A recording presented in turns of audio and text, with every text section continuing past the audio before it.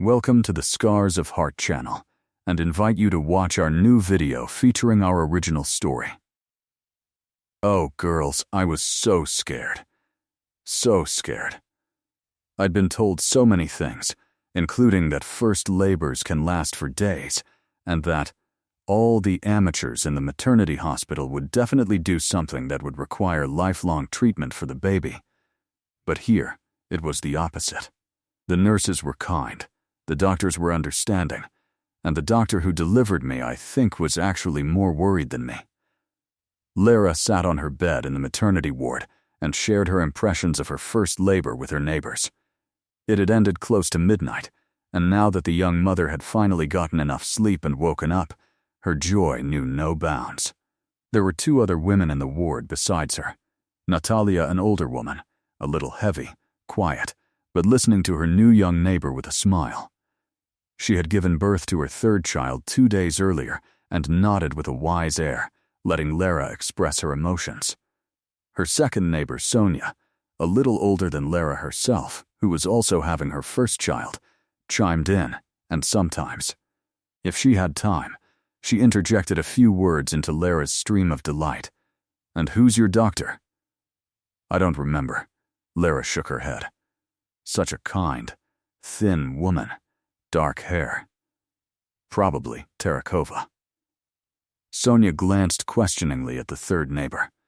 "That's the one." Natalia nodded. "You're lucky, girl. Your first birth and immediately the best doctor in this maternity hospital. She's already delivered me twice. Terakova is a highly qualified obstetrician-gynecologist and a good person."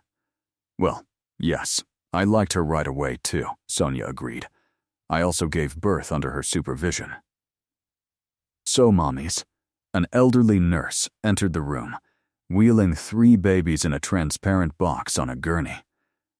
"We're sorting our babies out for feeding, and my milk hasn't come in yet," Lera suddenly said in fear, instantly going from delight to almost despair. "It's okay," the woman smiled at her. "Take the baby. Let him learn, and your body will understand that she needs to produce milk faster." The nurse handed Lera a tiny bag containing a funny-looking reddish baby. Instead of crying, he made some kind of grunting sound. "He'll be the most handsome guy in the village. You'll find some," the nurse nodded. And, taking another bag with the baby, Natalia handed it to her. "And your girl is a real giant. Some boys are born smaller. She'll probably grow up to be just like her mother." "Oh, spit it out, Sveta. God forbid. I wouldn't wish such a life on anyone." The eldest sister shook her head, but took her daughter with a smile. "And whose is this one we have left here? The gnome. Go to mommy." The nurse pulled the last newborn out of the box and handed it to Sonia. You can't go wrong there. Sonia was the smallest in the ward. She smiled gratefully and took her son. "You're lucky, Natasha," Lera said. "I wanted a girl too. I even thought of a name for her. Arina. But it turned out to be a boy."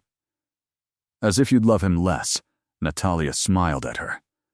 "No, of course not, and my husband will be happy too. He always dreamed of a boy. Well, that's just what I thought. So, first things first, a girl. She'll grow up a bit, and then we can have a boy. Then again, my daughter will be able to look after her little brother." "Oh, is that really true?" Natalia shook her head doubtfully. "My eldest is also a daughter. You'd have to look hard to find such a wild child.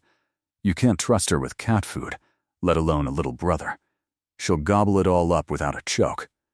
She's growing up such a troublemaker that I'm shocked. I can't even imagine what will happen at school.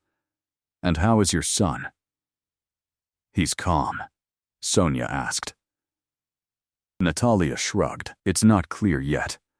He's only 3, but compared to his older sister, what she was like at that age, Vovochka is the picture of calm and composure. So all these fairy tales about the older girl being the nanny are worth nothing. Everyone will grow up with the kind of character they were born with.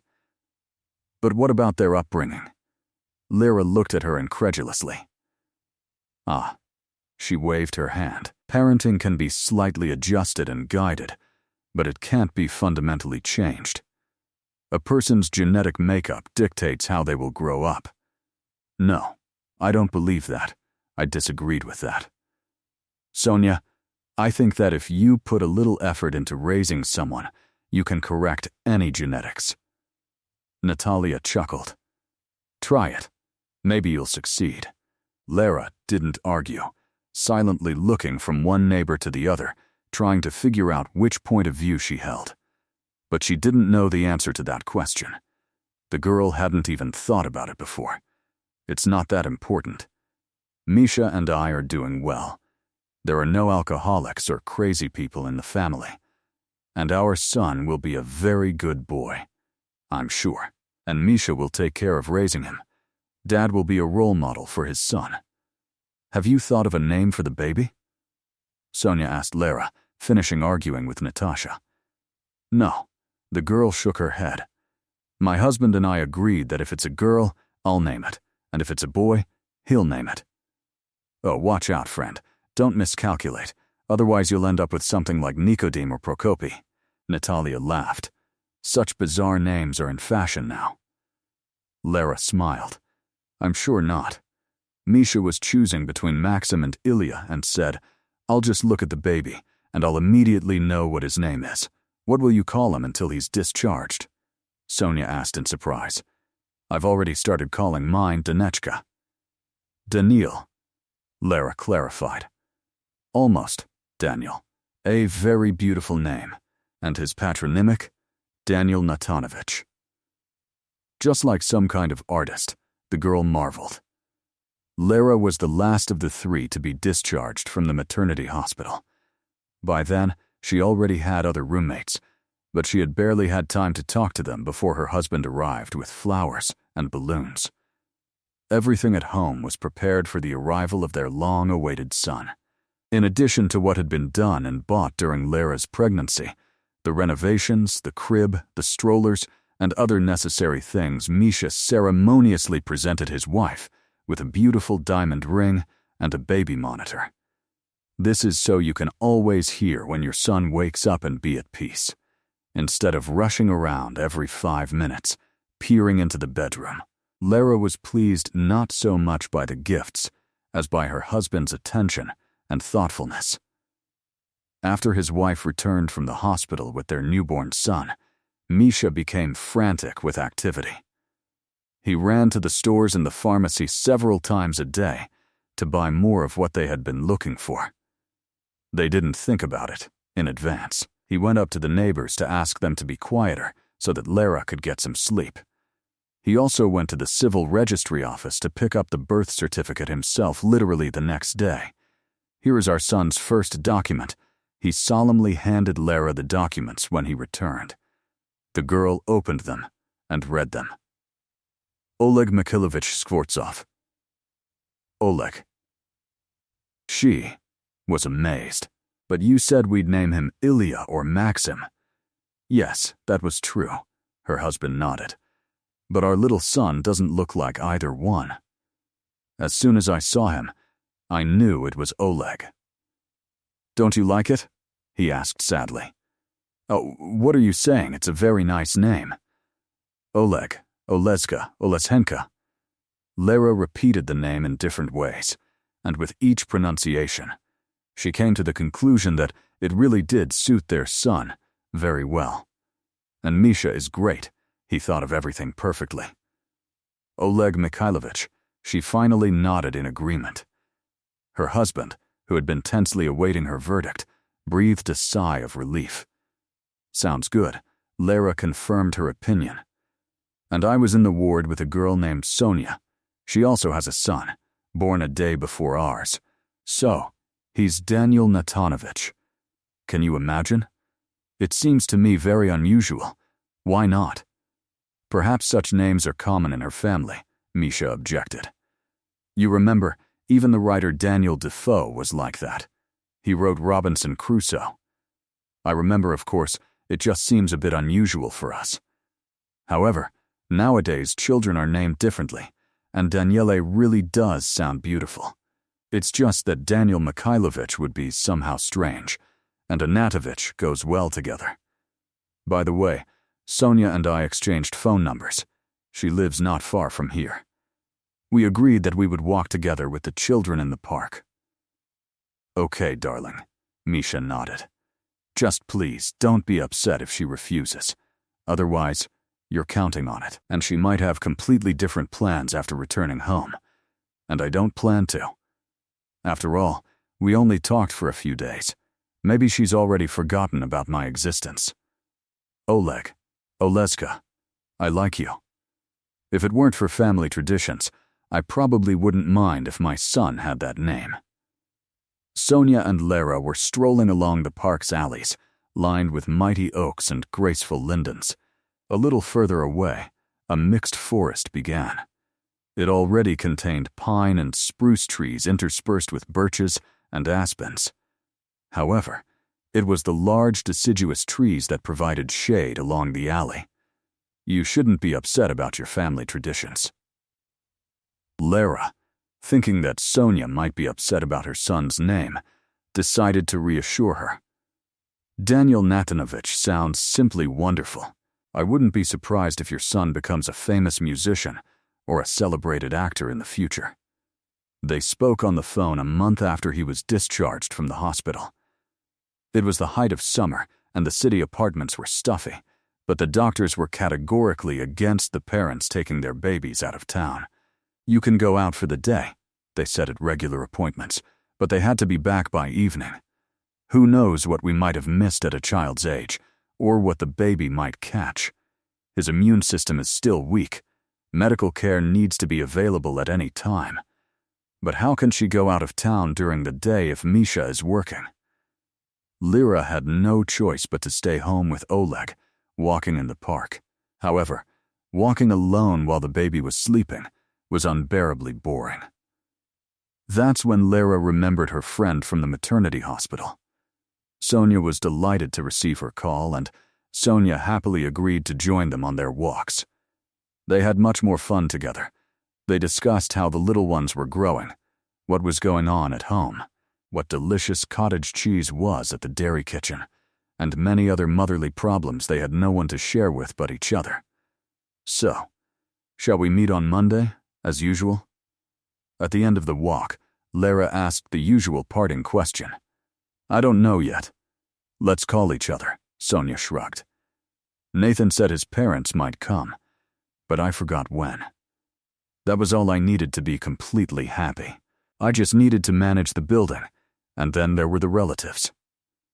Yes, Sonia nodded in agreement. She understood perfectly well that Sonia hardly had time for anyone else besides a small child. Lera certainly wouldn't have found an extra free minute, but relatives can help, right? On the other hand, she tried to cheer up her friend. His mother might agree to help you out a little. Leave Dania with them, and at least go shopping yourself. You can't just dance around them. Let them do something useful for their son's family, too. Good, that's a thought. Sonia smiled gratefully. If Nathan doesn't mind, maybe they'll even let us go somewhere together. That would be great. It would be simply wonderful. When you figure out your schedule, call me. I'm always here. Although, I'm not sure I'll be able to leave the baby with Misha. He's at work after all.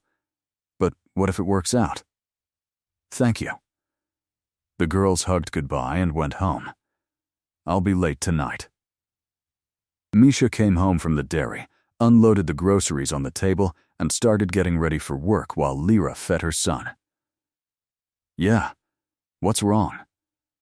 He lied at work again. She had already gotten used to counting on her husband's help in the evenings. Well, on the other hand, Misha was given a whole week of vacation instead of the usual 3 days when Oleg was born. So getting angry at him for being asked to stay late at work would be wrong. No, he shook his head. We have a class reunion. I didn't want to go at first, but almost all the guys will be there, and we haven't seen each other since our graduation party. Besides, I have a lot to tell you. For example, I want to tell you that I've become a father, and that I have a wonderful, loving wife. You won't mind, will you? Larry, maybe it might be, and she'd like Misha to stay home. After all, she spends her entire days indoors, and her husband is getting ready to meet his school friends. However, the girl understood perfectly well his desire to boast to his classmates not only about his good job, but also about having a wonderful son. Of course. Go, darling. I think I can handle one evening without you. With Oleg, she was already calculating in her head which chores would have to be postponed until the following evenings, and which, little Oleg, would not be a hindrance. At 10:00 p.m., Misha was still not there. The child had long since fallen asleep, and Larry couldn't sleep. It seemed she was a little worried about her husband, although I wasn't ready to admit it even to myself. The girl decided it wasn't too late and called her friend.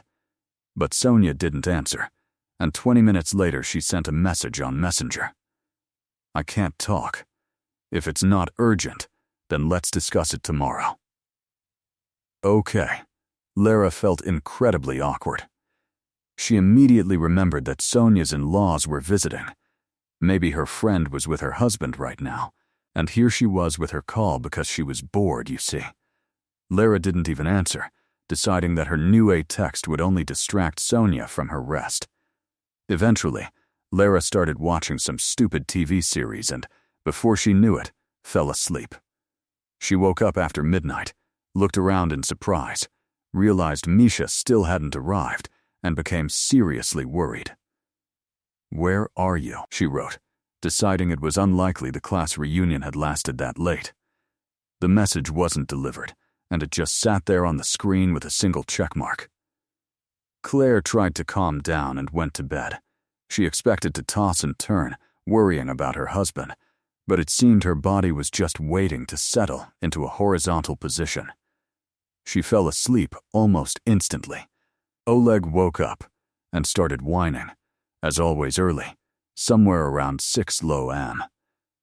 Lera opened her eyes and, to her horror, discovered Misha was gone. Had he never returned? But the girl didn't have time to be truly frightened, because the bedroom door opened and her smiling husband walked in. "Hey, are you awake yet?" "Did you just get here?" Lera asked, exhaling with relief and getting up to go to her son's bed. "Of course not, darling. I returned yesterday. I just decided to sleep in the living room so as not to disturb you. You were snoring so soundly. Well, what time?" "I think I waited for you until about 2 o'clock. Lera, chick. Don't exaggerate. I don't know when you really went to bed, but at 1:30 I was already in the arms of sleep." "Yes, and I thought I went to bed later," Lera said thoughtfully, and then perked up. "Mish, why so late? What, have you been dating all this time or something?" "Of course, darling. At first, a large group of us sat together, almost the whole class, then some started leaving, especially my classmates. How are they doing at home, with their children and husbands? It seemed like we were complete slackers compared to them. However, this didn't bother us, and the guys and I moved to the bar, and there, to be honest, we overdid it a little." My husband smiled sheepishly. "It's good that today is a day off. I'll be able to rest a bit." Lera nodded understandingly. "In that case, you and Oleg wake up, and I'll go to the milk kitchen myself. I'm already up anyway." In gratitude for his wife's concern, Misha helped change his son's diaper and got him up, the baby in her arms. "So, Oleg, should we let Mommy go for a walk?" The baby stirred and began to wrinkle his face in displeasure. Now, don't be upset. She'll only be gone for a short while. Just to the milk kitchen and back. Right, Mom?" "Of course, son." Lera kissed the baby on the cheek. "Stay with Daddy for now. I'll be back soon." Then, she kissed Misha too. It seemed the baby understood everything, because he stopped sulking and looked wide-eyed at his parents. How Lera walked down the street, a little sleep-deprived and, perhaps because of that, a little irritated. He left and returned at 1:30 a.m., and I only went to the milk kitchen and back. The girl picked up the groceries, and on the way back she thought that instead of getting angry at her husband, she should just come to an agreement with Misha and give herself a proper day off. After all, I can pump enough milk for a couple of feedings, which means I'll have about 6 hours free. Oh, how much I could do in that time. Let him know what it's like to sit with a baby all day. Sonia called Lera when she was already walking in the park with her husband and son. Misha was strolling along the alleys with the stroller, and she sat down on a bench in the shade near the playground to talk with a friend. "Hi, sorry, I probably distracted you from important things yesterday." "No. What are you saying?" "It's just that I told you that Nathan's parents arrived. We were walking together, and then I went to meet my classmates. I haven't seen you in a while. I wanted to talk to everyone. You're the one who's sorry I didn't talk. I returned around 1 and didn't text you, so as not to disturb you. I thought you and Oleg might already be asleep. I was wrong. I went to bed after midnight yesterday. Misha also had a similar meeting yesterday.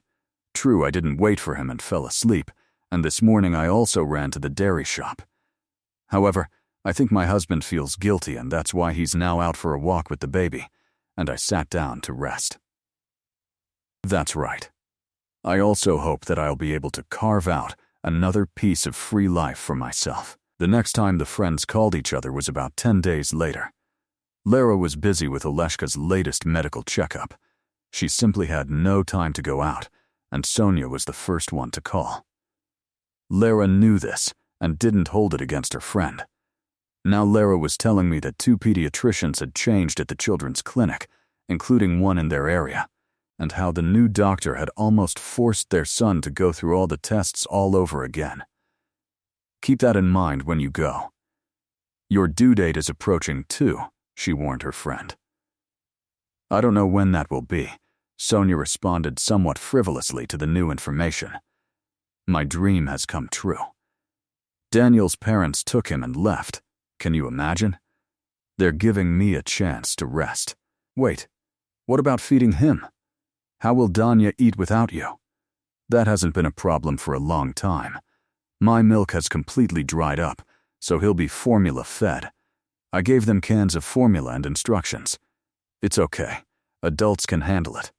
You're lucky to have your husband's parents," Lera rejoiced for her friend. "And how are you and Nathan going to use this freedom? No, I understand one option, of course. But there are others. Don't you understand, Lera? Nathan, he couldn't trust them with a small child. I'm left completely alone and I'm enjoying this freedom. I've already had a good night's sleep, and now I'm ready for heroic deeds." Yes, there was a slight note in Lera's voice. Disappointment.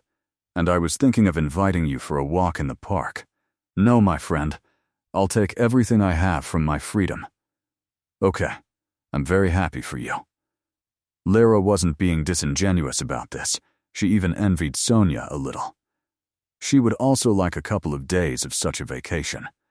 Then, have a blast. "Thank you, Larochka. I'll try." "How are we doing?" Misha asked, returning from work quite late that day. This happened a lot lately. Lera told her husband about her conversation with her friend. Can you imagine? The in-laws took little Danya. Nathan and Sonia is walking around the city all alone. You know, I envy her so much. I would also like to break away a little like this, at least for a couple of days. What a pity your parents live far away. Don't worry, darling. When Oleska grows up a bit, we'll go visit them and show them our grandson, Misha tried to reassure her. I have no doubt they'll agree to let us take him off our hands for a while, and then we'll go to the movies or go on an excursion. Yes, of course. I hope that's how it will be, Lera nodded sadly. She thought Misha hadn't understood her at all. She wants to go to the movies or go on an excursion in a different, foreign, and unfamiliar city. She dreams of being completely alone here, where she knows every corner, where she has many friends, so she can stroll through the shopping centers explore old and new places, and at the same time not rush home, knowing that Oleg is being looked after and that everything will be all right. Ultimately, Lera just wanted to miss her husband and son a little and return home with joy, as Sonia would surely do. But what good is freedom in a strange city where she doesn't know anyone, especially with Misha? No, she loves her husband very much, but still they need a break from each other too. Sonia is lucky, Lera thought once again before falling asleep. It rained all the next day. The walk had to be cancelled. Misha helped his wife move the stroller with their son onto the balcony so the child could at least take a walk there, and he spent the entire day practically settling down in front of the TV. First he watched the races, then a football match, then another football match. Lera tried to sit next to him and watch the competitions, but soon realized she wasn't a fan and couldn't stand to watch for long. Football players were running around the field, or who knows who was racing around in helmets. So the girl, deciding that such a cloudy day was a good time to tidy up the house a bit, started cleaning. Towards 11 o'clock in the evening, when the second football match had ended and Oleshka was peacefully asleep in his crib, Misha suddenly started getting ready. "Where are you going?" the wife asked in amazement. She had been glad that a quiet evening had finally arrived and that she could be alone with her husband. "Sorry, Lurchik," a friend wrote, saying he needed my help. He asked me to come urgently. I'll try to hurry. Misha said all this quickly and was already standing in the hallway, putting on his shoes. "What, no one else can help?" Lera pouted resentfully. "I was hoping we'd spend this evening alone." "Well, since he wrote to me, then apparently not," her husband shrugged. "Don't worry, we'll definitely be together. But I just can't abandon a friend in trouble, especially for such a reason." "Well, yes," the girl reluctantly agreed. "Just come quickly, I'll be waiting for you." However, Lera didn't wait for him again and fell asleep. And it would have been difficult to wait for him, since Misha only arrived it was early morning. She woke up when the front door opened and Misha walked into the apartment. "Wow, did something serious happen?" "Everything's fine," he nodded, not answering her question. "It's still very early for bed." Lera spent a couple of hours in a kind of half-sleep, after which she finally woke up. She went into the large room and was surprised to find Misha fast asleep on the sofa, smiling and his arms spread out in his sleep. Just like a child, his wife thought, and all her anger vanished. Lera didn't wake Misha, deciding that once he got enough sleep, he would certainly tell her everything himself. Soon, Oleg began to sulk. He always did that before waking up. Lera picked up the baby in her arms so that he wouldn't cry and wake his dad, and carried him off to feed him. Then she quickly dressed her son and put him in the stroller, taking him out for a walk to the dairy kitchen. "Are you with the baby today?" The familiar nanny who was handing out groceries smiled at her. "Yes, my husband is sleeping. We decided not to wake him," Lera nodded. "That's right. They, men, need rest too, even more than we do. They're the weaker sex in that sense." Having put some food in the cooler bag that was always hanging under the stroller, Lera went for a walk in the park. It was sparsely populated early in the morning. Mostly dog owners were walking their pets before work. A few athletes were running and stretching on the outdoor exercise area. And yes, city workers were collecting trash from the previous evening in large bags. I should get out to the park more often, this early, Lera thought. And then I'll ask Sonia. She probably doesn't know how nice it is here in the mornings. It was rare for a girl to pass a stroller with either a dad or grandparents in it. Lera looked at them and was touched. They let the mothers of the babies sleep, and we let the dad. When they returned home, Misha was already awake and in the shower. "Wow, I almost lost you," he said when he came out. "Where are you going so early in the morning?" "We went to the dairy kitchen and took a walk in the park. It's so nice there in the mornings, you can't imagine. I even thought that we should change the time of our walk to the morning and suggest it to Sonia. And what's up with your friend? Everything's all right. Okay, Lera's husband waved off Lera's answer. You're not going to tell me? I'm sorry, but he doesn't want me to talk about it. Maybe some other time. Understand, it's not my secret. I understand, the girl nodded. Just don't let him interrupt you at night next time. You do have a small child, after all. Tell him so. Definitely, Misha nodded. At some point, Lera realized that something was going on with her husband. But she couldn't even explain to herself what exactly it was. He started showing up at home less often and staying late at work more often. Misha was constantly having unexpected business. He would rush out of the house, leaving his wife alone with their little son and giving her practically no rest. Lera felt tired both physically and emotionally. But Misha didn't refuse all her requests. No, he just always had good reasons, and he couldn't do what she wanted. The girl called and complained to her best friend, Sonia, about it. I don't know what's going on. He's always disappearing somewhere. He hardly spends time with Oleg, and I can't remember the last time we were together. Sonia was silent for a few moments. Then hesitantly she said, Sorry, but maybe he has someone on the side. Oh no, of course not. Lera hotly rejected this idea.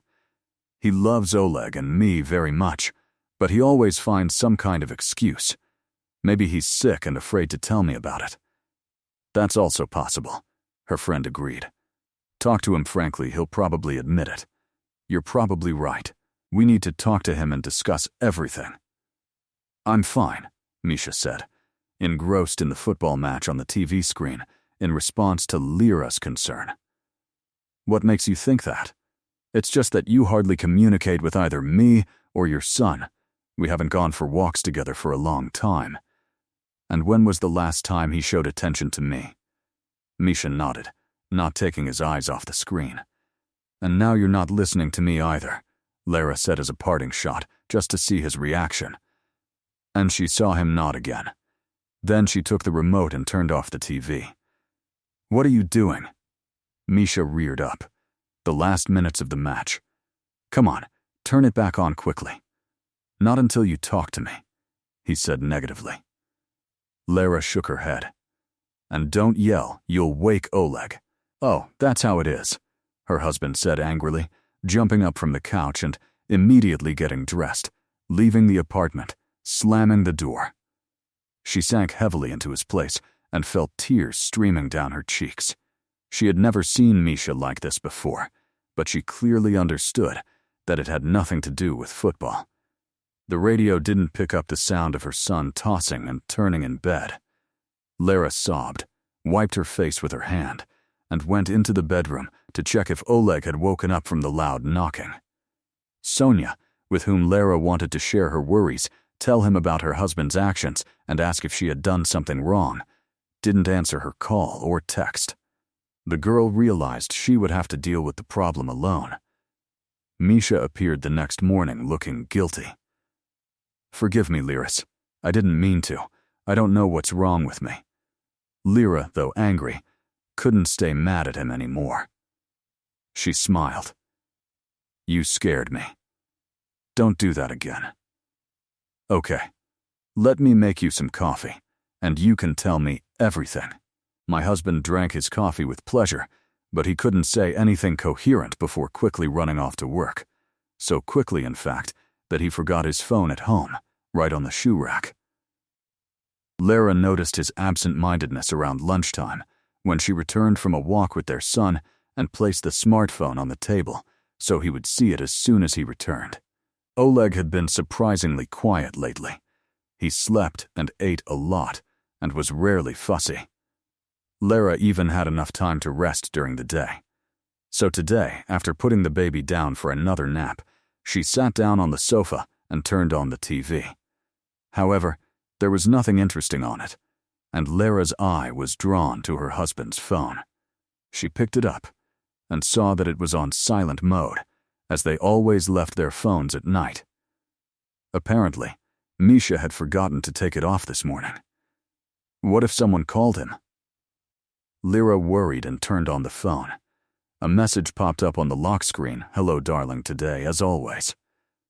At first, the girl didn't even understand the meaning of this phrase, and when it dawned on her, Lera quietly put her husband's smartphone aside and thought, "Mish, sit with Oleg for just half an hour." "Okay, I need to go to the pharmacy. And then it'll close. And you need to take your medicine before bed. I forgot to buy them during my walk today." My husband, feeling guilty, nodded in agreement. "Yes, of course.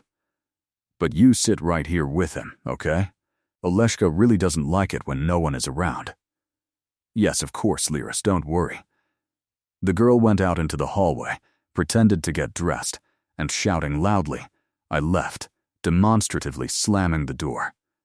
Then, Lera carefully and silently stood next to the apartment and turned on the radio, which she had thoughtfully brought with her. She didn't have to wait long. Misha, undoubtedly, immediately left the bedroom. His footsteps were heard on the device. Then the phone's tone dialing sounded, and there was a beep.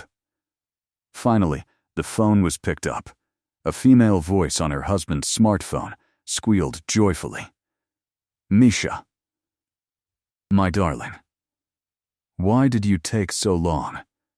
How much longer must I wait for you? Wait, my darling." Lera's husband answered her in a voice so tender that even Lera, who was eavesdropping, felt her insides tremble. "My wife left the baby with me, but she'll be back soon. She forgot to pick something up at the drugstore. As soon as she comes, I'll rush to you." "You're not. Can you imagine how much I miss you and want to be with you as soon as possible? It's so heartbreaking. I'm also loved.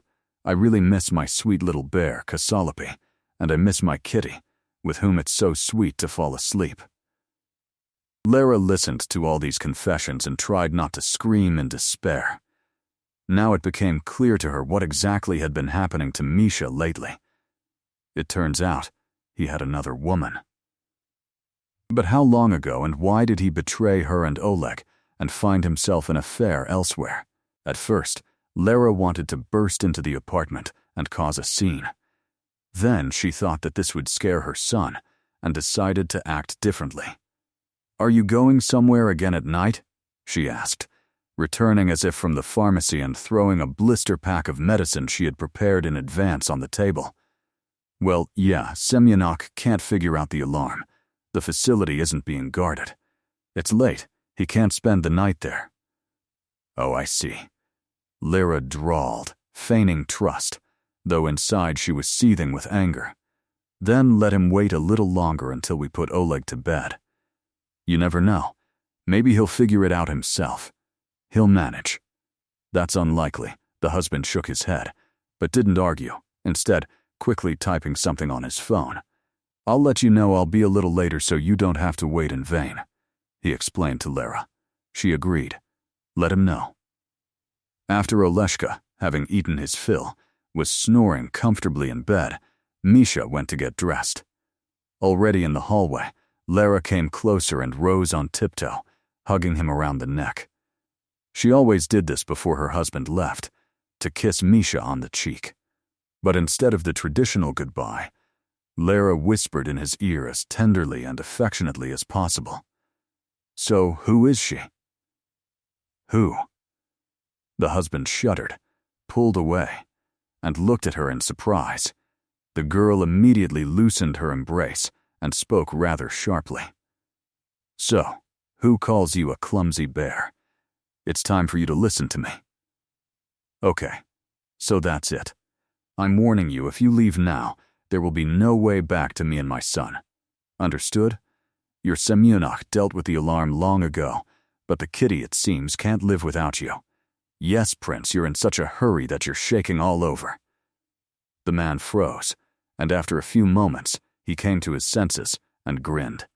"So you heard everything? Well, what a clever one. Don't you want to tell me?" "No, I don't want to. You wouldn't understand." "How do you know? You haven't even tried." And how long has your Semyonesh been having problems with the alarm? You can say whatever you want, but I'm still leaving today, Misha declared decisively. You can do whatever you want, but, as I already said, I won't let you back in. His wife answered in the same tone. How long have you had this? Do you want to know? Well then listen, the man hissed angrily. Just don't complain later that it would have been better if you hadn't known anything. My first love came to meet my graduation. At school, we dreamed that we would never be apart. But, alas, life separated us, and that evening we realized that the feelings hadn't gone away. We still love each other, and even more than before. And we don't care that we both have children and families. We want to be together, and nothing will separate us. And by the way, she left her husband and small child just to be with me. Understand? And would you be capable of such a sacrifice for the sake of love for me? If you're still interested in an opinion if you're talking about a husband, then you've completely stopped noticing me since Oleg was born, so there's no point in complaining that I'm not with you.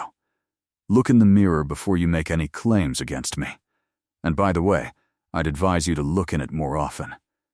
You've become like a scarecrow. Instead of a normal haircut, pulled back into some kind of short, disheveled ponytail, your hair and face are all wrinkled, and you can't get out of t-shirts and sweatpants. It's embarrassing to even take you for a walk with the stroller, let alone invite you anywhere. You can't even tidy yourself up, let alone anything else. If you loved me, would you look like this? Your whole appearance shows how much you don't care about me, and that you don't see me as a man, but only as a source of money. For the sake of our love, I gave birth to your son, Lera said after a short silence, listening to him. But you didn't appreciate that, apparently. Well, I understand everything. If a woman could abandon her child, then you can certainly do it. My logic is correct. Yes, and when were you planning to tell me about this? I wanted to ask you for a divorce in the very near future. In that case, the girl shrugged, feigning indifference. I give you my consent. You're free to go to your high school sweetheart. I'm sure you'll never find the devotion and warmth there that we had. A betrayer once will betray a second time. You don't know her. Sonia isn't like that, Misha replied heatedly. And, after saying goodbye, he turned abruptly, walked out of the apartment, and slammed the door. At that moment, Lera couldn't even admit to herself how painfully the name of her husband's mistress resonated with her. Not only all their classmates knew that Sonia and Misha were in love, but even their teachers at school.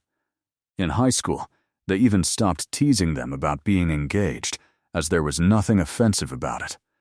No one doubted that as soon as they graduated from school, they would get married. Misha was sure of it too.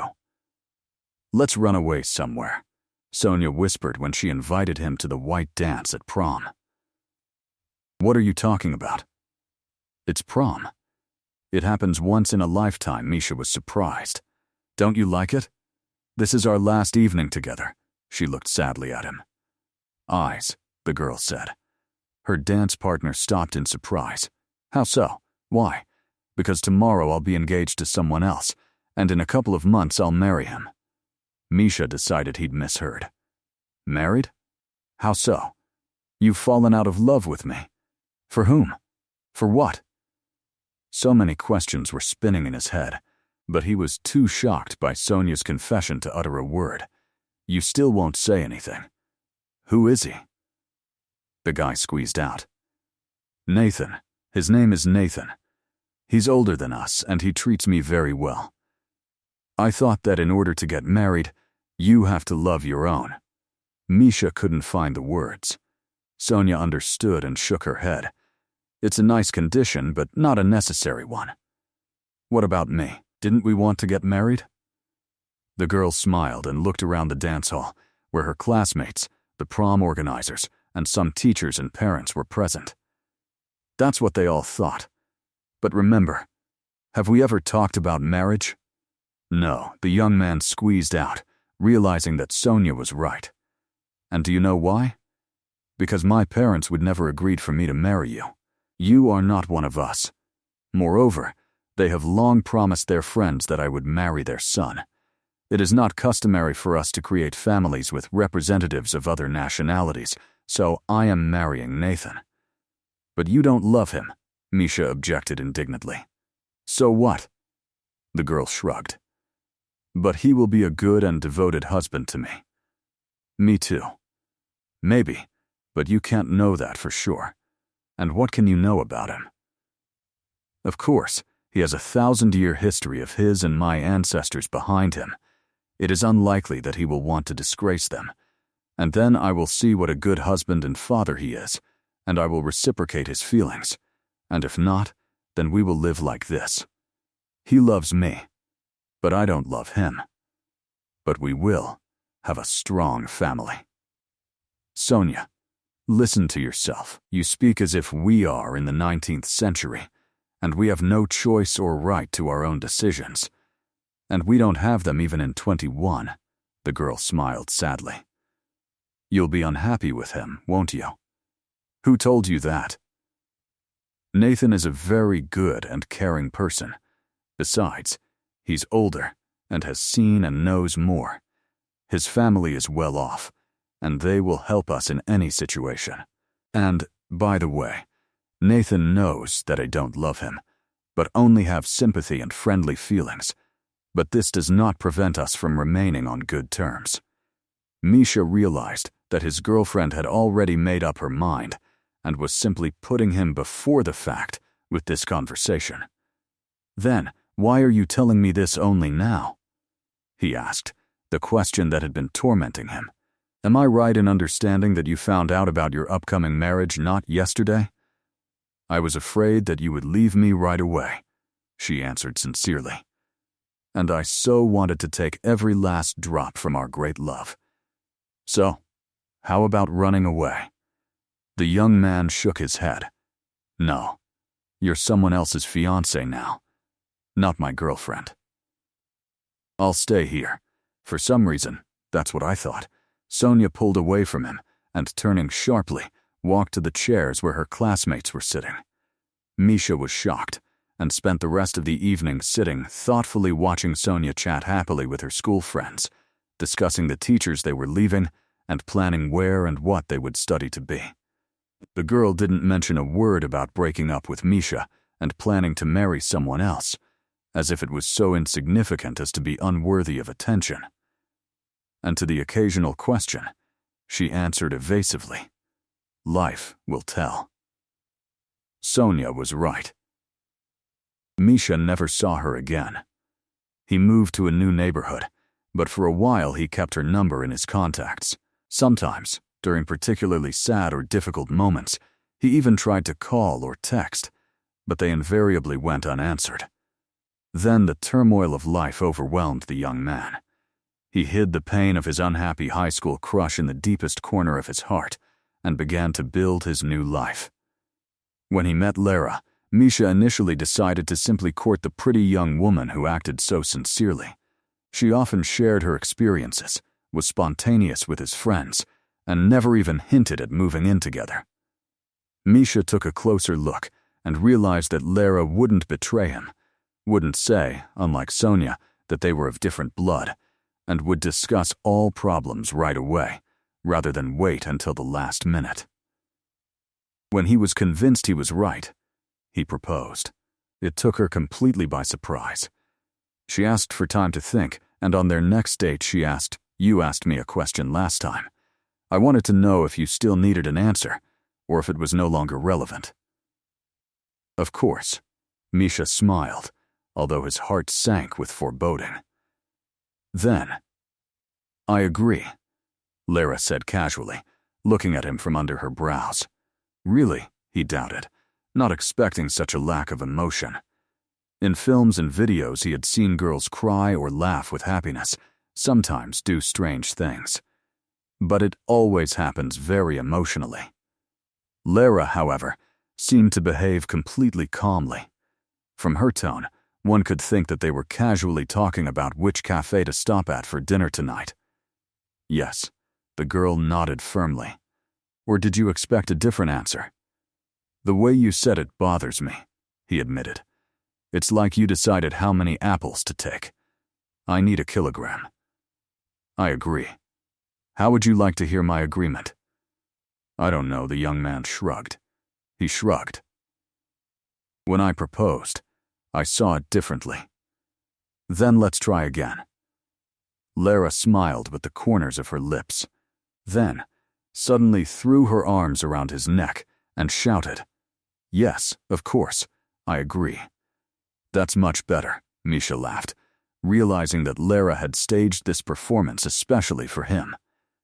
2 years after the wedding, Misha could already say with confidence that he had been right. Lera was a truly genuine, reliable, and faithful wife. She surrounded him with care.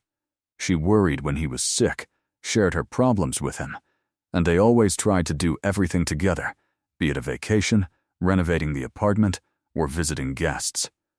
Lera easily found common ground with Misha's friends and shared delicious dessert recipes and stories about her cosmetics purchases with their wives.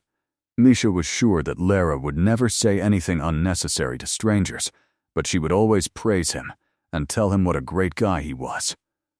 One day, the young man remembered his first love and thought that now, after a couple of years of married life, he perhaps understood Sonia and why she chose to marry someone else, someone she found more reliable and mature. Now he was like that himself, and that's probably why he was even able to forgive her. He was perfectly aware that he'd married more out of convenience than love, but he'd already begun to feel not only warmth and friendly affection for Lera, but even something resembling love. Especially when Lera gave birth to their son Oleg, Misha and his former friend Lyoshka, with whom he'd called a couple of times a year for birthdays, had forwarded an invitation to a class reunion. Look, the guys decided to get together. I said I'd send it to you. All our guys will be there. Think about it before you refuse. We'll sit, chat, discuss how everyone's life is going. Misha replied that he'd be happy to, but he'd just had a son, and he was up to his ears, in work and at home. So, this is a great excuse to unwind from his worries, and at the same time, to brag. Or, do you have a wife, Megera?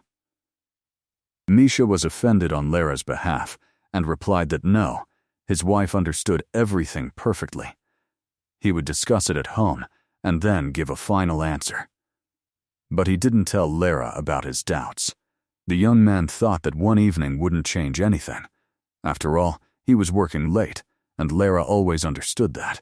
And secondly, if he didn't show up, the boys would think he was a henpecked wimp, that his wife was the one calling the shots, and he was fawning over her. Misha definitely couldn't afford that. So, after waiting a while, he wrote to Lyoshka that he and his wife had agreed on everything, and that he would definitely come. Ari decided to tell him right before the event, so there wouldn't be time to think. True, he was worried that Lera might start a scene. But he pushed those thoughts aside. In their entire marriage, he couldn't recall a single instance where his wife had been seriously offended or objected to him. There had been minor misunderstandings, of course, but nothing lasting. That evening, when Lera calmly let him go to the guys, he drove towards them and thought about what a wonderful wife he had and how right he was to propose. The fun was in full swing when Sonia approached the group. Misha immediately forgot what he was talking about. I had just finished talking to Lyoshka, and I stared at my first love with my mouth open. Sonia had matured and become even more beautiful. Now her petite figure had a feminine air, and her large black eyes glittered with a sparkle of either cunning or worldly wisdom, or most likely both. Hi, guys. She smiled directly at Misha. Oh, Sonia, wow. And we thought you weren't coming. Her former classmates began to talk, interrupting each other. You have a small child. I was released from caring for my son at the last minute, and I got away, she replied, without taking her eyes off Misha or turning her head towards her interlocutors. I'm so glad to see you all here. The last sentence was addressed directly to him. You did the right thing by coming. This is wonderful. You need a break from your family too, sit down and tell me. Misha may have heard what was being said around him, but he didn't notice it at all, as he was looking only at his school sweetheart. She was also looking at him, practically without looking away. It was getting late. The guys were starting to leave. Misha glanced at his watch and was horrified by the fact that how quickly time flew, and he stood up after the others. I have to go too. I have a small child, my wife is probably tired. And I'll go. Sonia stood up eagerly after him. They went out into the street together, and of course, they didn't go to any families, but found the nearest hotel and rented a room there. Are you happy? Asked Misha when it was time for them to say goodbye to each other. Now yes, absolutely, Sonia nodded. She seemed to him even more beautiful than at the beginning of the evening. No, that's not what I mean, Misha shook his head. Are you happy in your family life? Well, I don't know, she shrugged and looked down. To be honest, everything turned out a little differently than I imagined. What, is my husband cheating on me? No, what are you saying? Of course not. The girl was simply trying to find the words, then exhaled sharply, as if she had made up her mind, and spoke haltingly, as if afraid of being interrupted. You know, I suddenly realized that I'm not living my life. I don't need any of this. Not a husband, not a family, not even, oh my God, I can't believe I'm saying this. Not even Daniel, my son. I don't feel any affection for him, as they say, maternal instinct. Maybe there must be something wrong with me. I can't explain much, but I understand that I would like to live completely differently. And are you happy? Misha sighed, thinking so. Until this evening, and when I saw you, I realized it was all a lie. Sonia nodded sadly. But now, there's nothing to be done. How is that possible? He was indignant. You and I have already seen that we are still very happy together, and our love hasn't gone anywhere. It's alive. We can bring everything back. We need to tell our families everything. I don't want to be apart from you anymore. I can't even imagine losing you again. Me neither, Sonia smiled. Those words and smiles stayed before Misha's eyes for a long time. Every time he returned from a date with Sonia, Misha was sure that the very moment had come when he needed to talk to Lera, tell her everything, and ask for a divorce. But as soon as he crossed the threshold of his apartment, his determination immediately disappeared somewhere, and he put off the conversation for later. I left the house, said Sonia. Or rather, the house left me. What do you mean? Misha turned to her in surprise. I talked to Nathan, told him that it was I couldn't love him, that we don't have a family, but are just neighbors, living together only because some of our ancestors decided so. I said that I dreamed of a different life. And about me too, Misha clarified, already knowing what the answer would be. Of course, Sonia nodded. So what? Nothing special. He called his parents. They came, took Daniel and left with Nathan, leaving me alone. They said that if I didn't want to be one family with them, that was my decision, but they wouldn't give me my son. They took my son. The young man was horrified, imagining what would have happened if he had said that to Lera. He thought about how Sonia's behavior that evening had made it completely impossible to tell that her child had been taken away. How do you feel? He looked at the girl sympathetically. Nothing, she calmly shrugged, and even seemed to smile slightly. Or maybe Misha just imagined it.